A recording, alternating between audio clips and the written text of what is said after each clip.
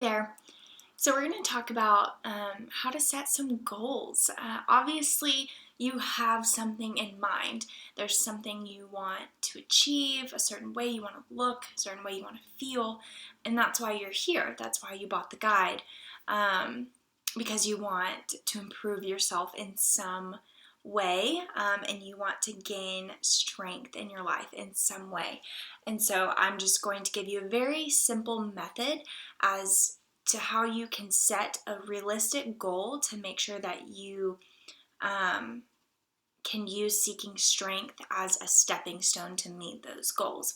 So, the method that we're going to use to set our goals, both long term and short term, for the next 8 weeks are called SMART goals. And the word SMART is an acronym for specific, measurable, attainable, realistic, and timely.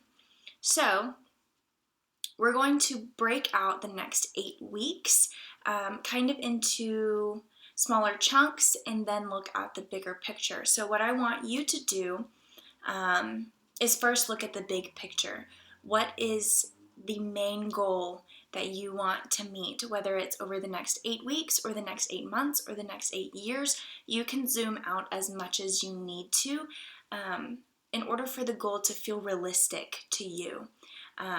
And so, if I were you, I would grab a journal, grab a piece of paper, write down the word SMART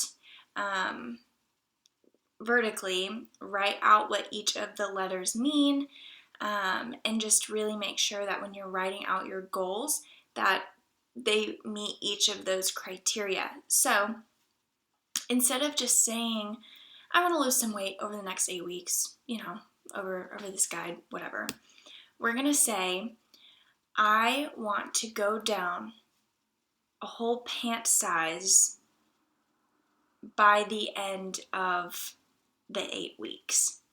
So then we can check all of our boxes. Is that specific? Yeah, that's pretty specific, going down a pant size, which obviously means you've lost some weight. Is it measurable? Yes, it's measurable. The pant size is your unit of measurement. Is it attainable? That is absolutely attainable. In 8 weeks, if you work hard, that is so attainable. Realistic. Is it realistic for you? Now, this kind of, in my mind, has to do a lot with your mindset.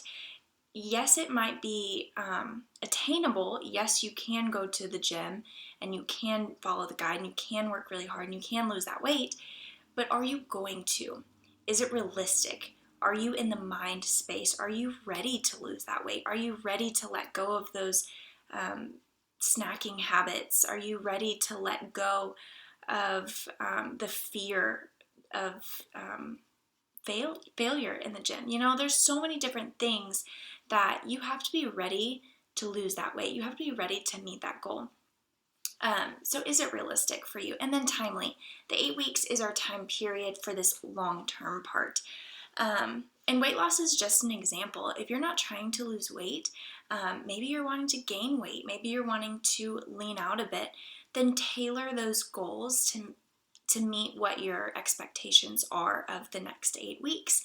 And I would even challenge you after the 8 weeks, go 8 weeks past that. Say, okay, I've done, this is my goal for the 8 weeks while I'm doing Seeking Strength with ListFit.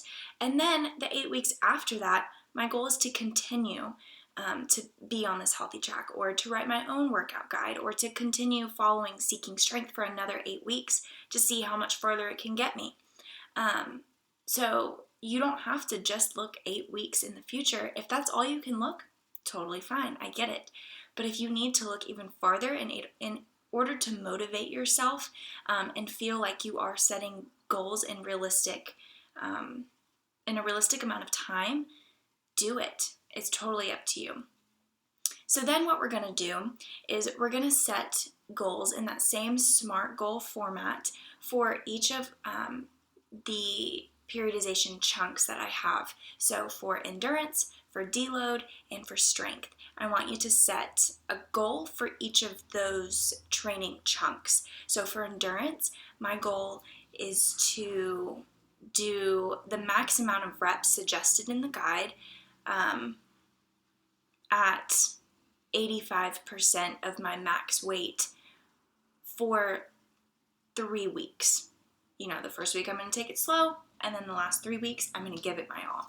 And so that's an example of what that SMART goal would be like for in the endurance section. For the deload section, your goal could be specific to your diet or your mentality, or you're focusing more on functionality or stability in your movements, something like that. And then in strength, it should definitely be your goal to work as hard as you can and lift as heavy as possible without injuring yourself, without over exhausting yourself, So that's kind of a more short-term goal. And then every week, I would love for you to make a weekly goal and make it as smart as you can.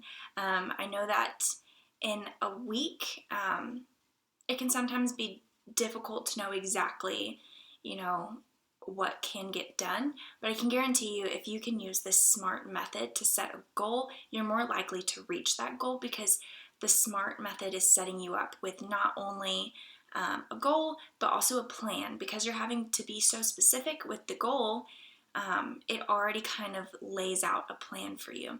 So each week, as you're entering into a new week, make a new goal for that week. And it doesn't even necessarily have to be workout related.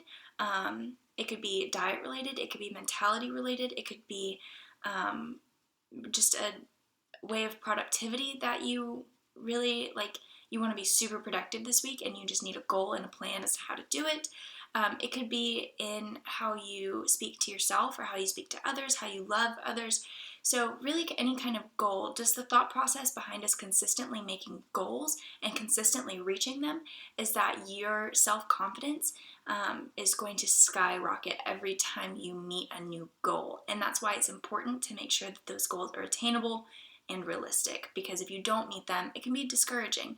But if we're making sure that we're setting realistic goals for ourselves, then we're going to meet them because they're realistic and they're totally doable, and you are so capable of meeting them. So we want to set ourselves up for success.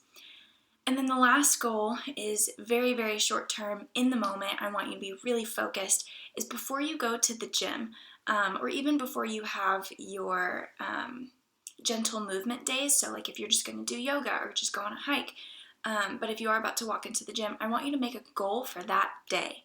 Look at the workout. It can be a specific goal to the workout.